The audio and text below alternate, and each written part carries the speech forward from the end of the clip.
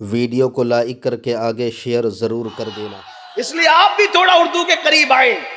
दो जहां की नेमतें हैं, उनके उनके उनके उनके खाली हाथ में।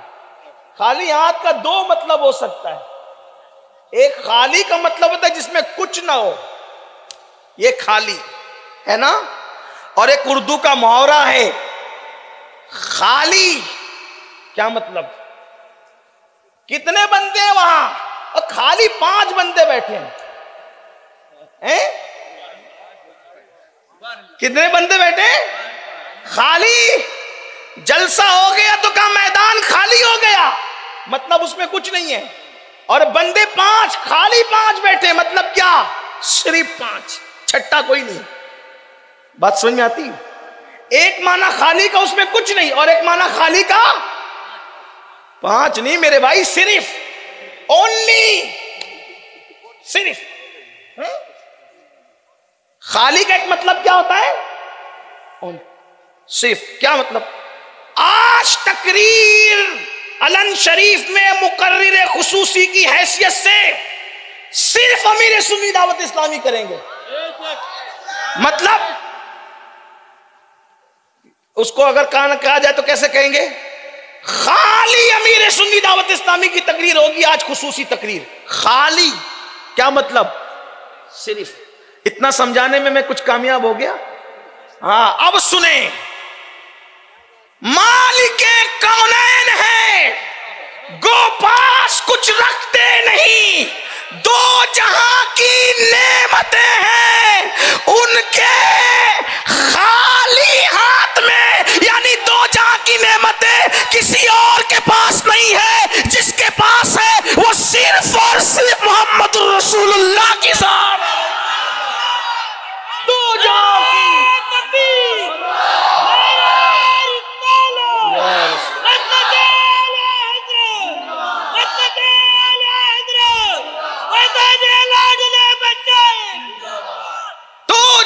की नेमत।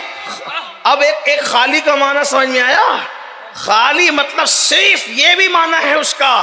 दो जहां की नेमतें हैं उनके खाली हाथ, सिर्फ उनके हाथ में।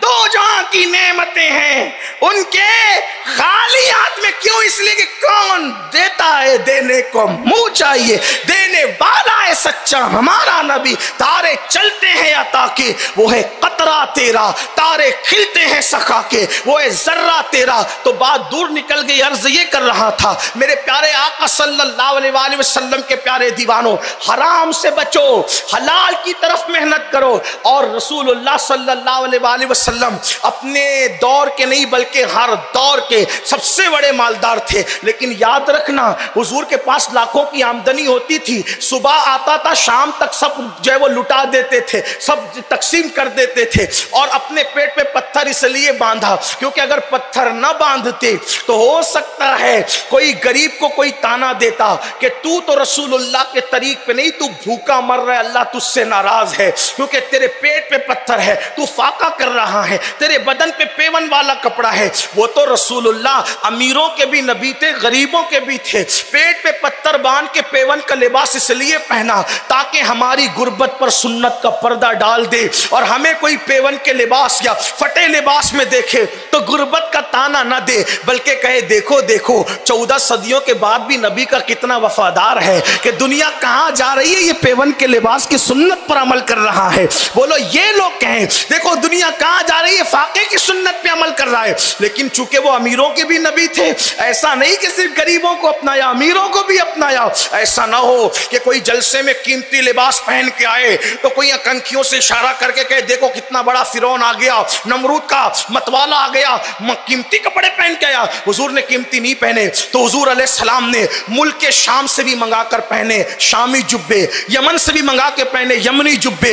अल्लाह अल्लाह। और इतने महंगे पहन करके बता दिया कि पेवन वाला लगाकर, पेवन वाला पहनकर गरीबों के लिए सुन्नत बना दिया, और कीमती शामी और यमनी जुब्बे पहनकर ये मालदारों के लिए भी सुन्नत बना दिया। ये सब्र करके सवाब हासिल करे, ये कीमती पहन के शुक्र करके सवाब हासिल करे, वो दोनों के नबी हैं। तो मेरे आका अलैहिस्सलातु व तस्लीम के प्यारे दीवानों, अर्ज ये कर रहा था, हराम लुक्मे की तरफ न जाओ, औलाद नाफरमान होगी। माँ और बहनों से कहता हूँ, अपनी ख्वाहिशात को कंट्रोल करो। कोई जरूरी नहीं है मेरी बहनों जेवरात में लदी रहो। याद रखना, जेवर की कोई हैसियत नहीं है, असल हैसियत हया की है, असल हैसियत तकवे की है, असल हैसियत परहेजगारी की है। अल्लाह अकबर। और मर्दों से कहता हूँ, मेरे भाइयों, दोस्तों के पास अगर कोई कीमती मोबाइल देखो, कोई जरूरी नहीं कि उसको देख के हम भी खरीदें। जितनी चादर है उतना ही पैर फैलाओ, बल्कि तरक्की के मामले में अपने नीचे वाले को देखो, अपने ऊपर वाले को मत देखो। ख्वाहिशात बढ़ती है, हराम काम का जज्बा बढ़ता है, फिर आदमी झूठ बोल के भी कमाता है, चोरी करके भी कमाता है, डकैती करके भी कमाता है। और यह भी याद रखना, जब पेट में हराम जाएगा ना तो नमाज में लज्जत नहीं आएगी, नमाज में लुत्फ नहीं आएगा, दुआओं में तासीर नहीं होगी, आंखों में चमक नहीं होगी। लोग कहते हैं, बहुत लोग हमसे कहते हैं, हजरत मुझे रोना नहीं आता अल्लाह के लिए, मक्के में भी रोना नहीं आया, मदीने मुनव्वरा में भी रोना नहीं आया। क्यों नहीं आया ये तो अल्लाह जाने, लेकिन इतना जरूर है, हमने अपने बुजुर्गों से सुना, जिसका पेट में हराम होता है उसका दिल सख्त हो जाता है, और जिसका दिल सख्त हो जाता है उसके दिल पर अल्लाह अकबर नसीहत की बातें असर नहीं करती, फिर उसको अल्लाह के लिए रोना नहीं आता, उसको अल्लाह की खशियत में रोना नहीं आता, उसको रसूल अल्लाह की मोहब्बत में रोना नहीं आता।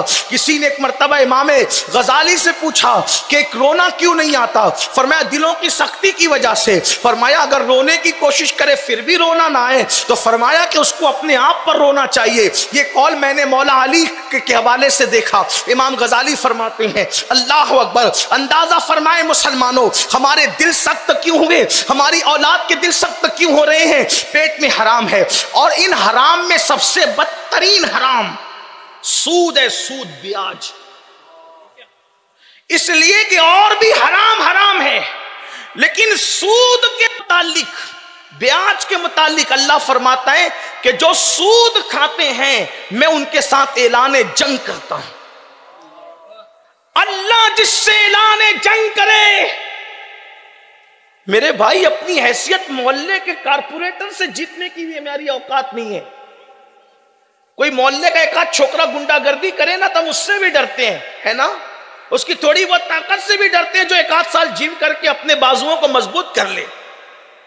आप गौर करें, अल्लाह की ताकत क्या है? अल्लाह की ताकत जो लंगड़े मच्छर से नमरूद को हलाक करे, जो फिरौन को गर्क करे।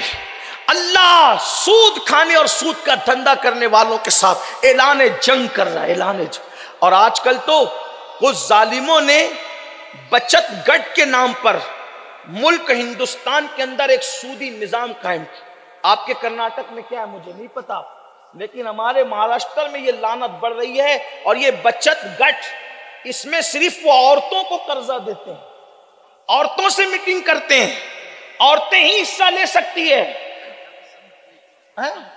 अच्छा, हमारे यहाँ बचत गट कहते हैं, आपके यहाँ संघ कहते हैं। हाँ, वो संघ नहीं है, वो भंग है।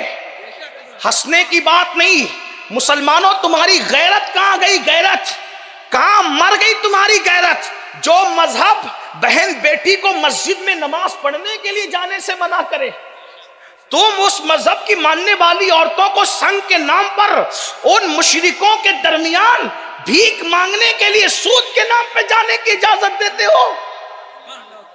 जो मजहब इस्लाम औरत को अकेले हज पे जाने की इजाजत न दे, उस मजहब की मानने वाली औरतें अपने महरम के बगैर मुशरिकों के दरमियान सूद के लिए बैठ रही है, और वो सूद के नाम पर बाज़ाब्ता जिना की चेन बन रही है। उसके शवाहिद और उसके सबूत मिल चुके हैं। लोग बेचैन हैं, कहां हो? सब कुछ पैसा ही है, सब कुछ दौलत ही है, सब कुछ माल ही है। कुरान कहता है, अल्हाकुमुत तकासुर हत्ता ज़ुरतुमुल मक़ाबिर, हलाक कर दिया तुमको माल की मोहब्बत ने, यहां तक कि तुम कब्र के गड़े में पहुंच गए। अरे अगर पैसे नहीं है, मेहनत करो, अपनी औरतों को भेज दो मुशरिकीन के पास, मुनकिरीन के पास, दुश्मनाने दीन के पास। और वो सूद पे पैसे दे रहे और सिर्फ औरतों की मीटिंग करते हैं, उसमें मर्दों की शिरकत नहीं होती। मर्द इसलिए मजबूर हैं क्योंकि वो तो जुआ खेल रहा है दिन भर, इसलिए बीवी को भेज दिया बेगैरत बेशरम ने। भाई दिन भर मोबाइल में लगा हुआ, इसलिए बहन को भेज दिया। कमा नहीं रहा है, शराब पी रहा है, मस्तियां कर रहा है, ऐश कर रहा है, और घर की औरतों को अजनबियों के पास